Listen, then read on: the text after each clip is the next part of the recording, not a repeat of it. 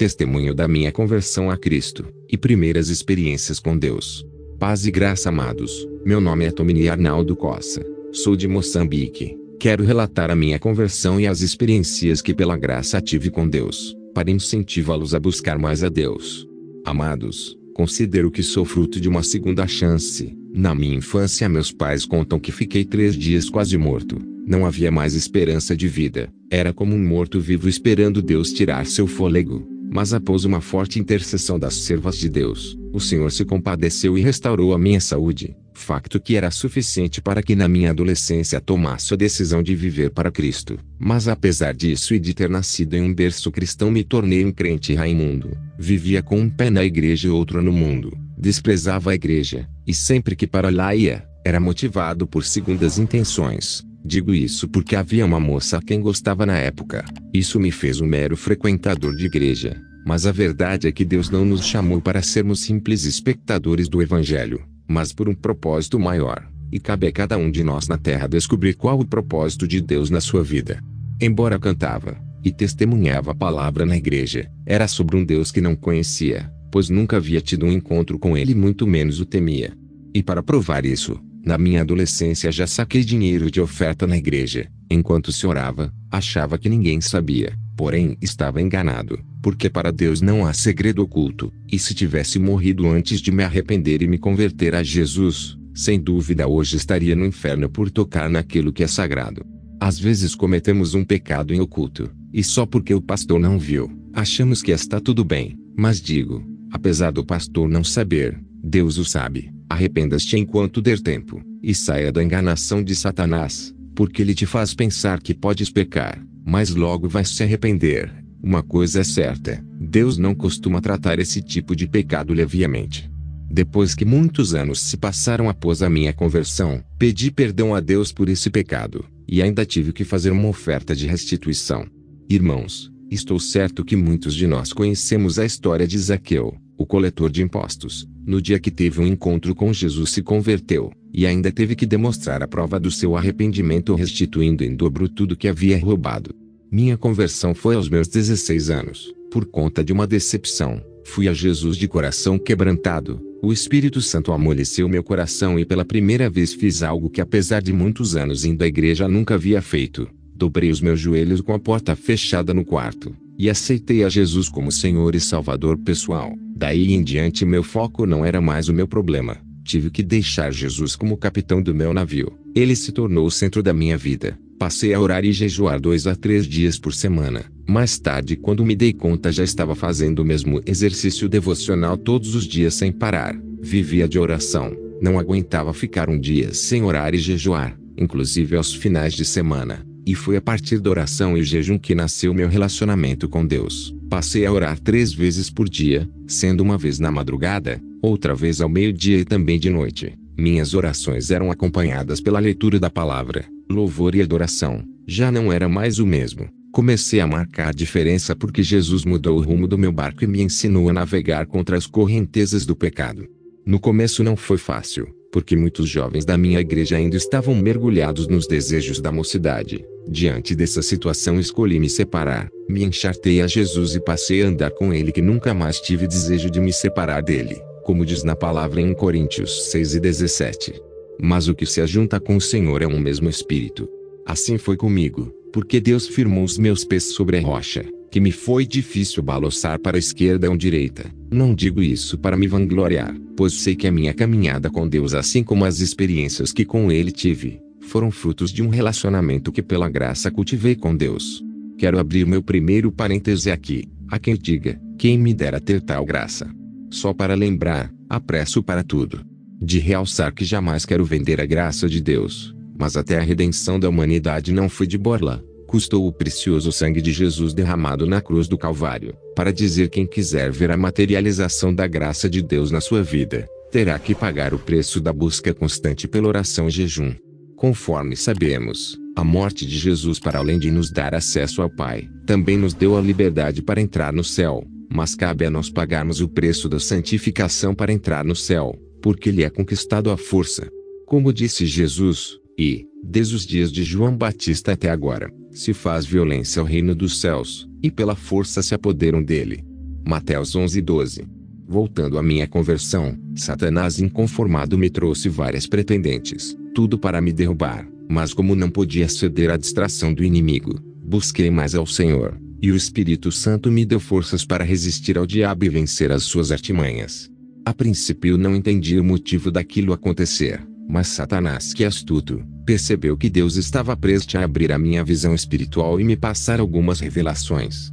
Meus irmãos, no mundo espiritual, sempre que um crente está prestes a receber uma resposta da parte de Deus, Satanás é o primeiro a saber em relação ao crente, e como resultado, ele sempre fará todo o possível para te impedir de receber. Dependendo do seu nível espiritual, ele pode mandar alguém para te seduzir, ou te desmoralizar na oração, ou mesmo mobilizar os demônios para impedir a sua resposta. Um desses factos aconteceu com Daniel na oração dos 21 dias. Devemos entender que quando as tentações e guerras surgirem durante o tempo de busca, é porque a nossa vitória está perto.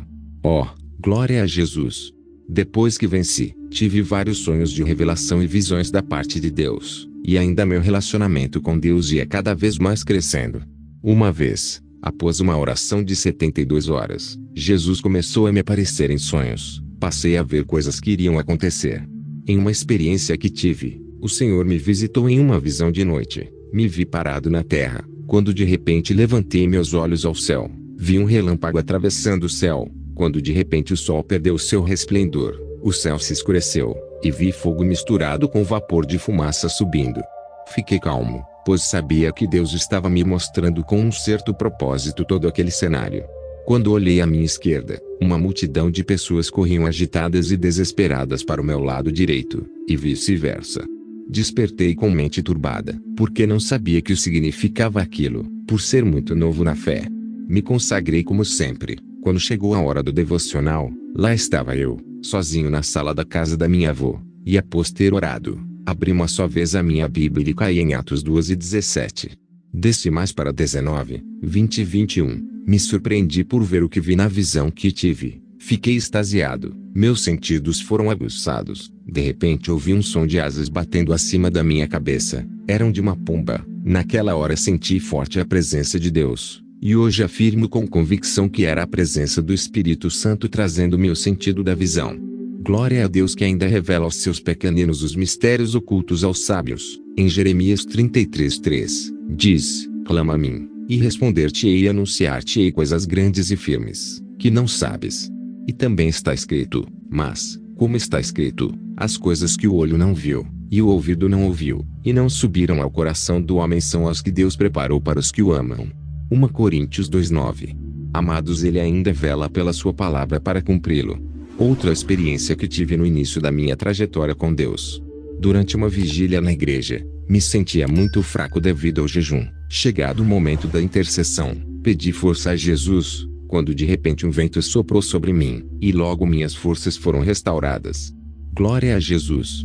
Ele é quem renova a minha força. A força do crente não está nos músculos ou braços, mas no joelho dobrado. Ainda orando de olhos fechados, vi uma face dourada de um homem que acredito que era de Jesus. Louvado seja Deus! No outro dia uma irmã começou a manifestar com um espírito estranho. Enquanto orávamos em uma vigília, o líder do grupo disse para orarmos, mas nada aconteceu. Foi quando ele pediu que um de nós aproximasse e orasse por aquela irmã, porém ela continuava agindo como se estivesse fora de si. Aí fui com fé e impus as mãos sobre ela na autoridade do nome de Jesus, e voltou ao seu estado normal ganhando consciência para a glória de Deus. Amados, não é aos grandes que Deus exalta, mas aos seus pequeninos que ainda se humilham diante da presença dele.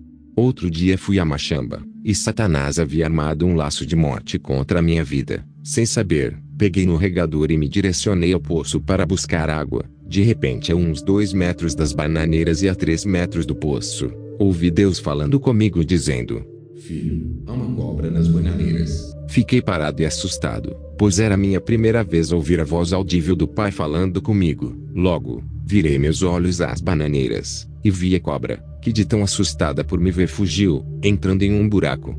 Amados, aqui podemos ver a importância de termos intimidade com Deus. O seu Espírito nos revela as ciladas do diabo, e Jesus quebra todo o laço de morte.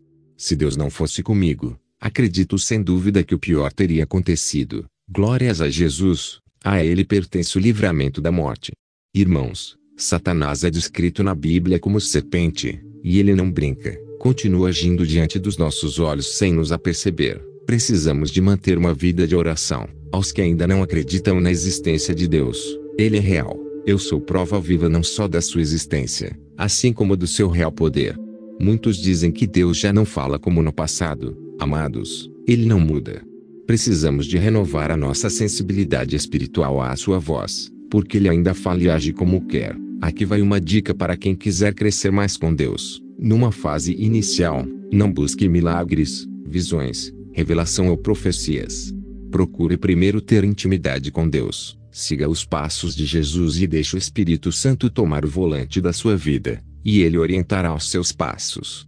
Então as visões e revelações virão como fruto do seu relacionamento íntimo com Deus. Sou testemunha que Deus ainda orienta o homem, e seus olhos estão sempre sobre aqueles que lhe buscam. Alguns anos se passaram, e por conta de uma distração que não recordo ao certo, pois já passa tempo, acabei ficando fora do meu devocional.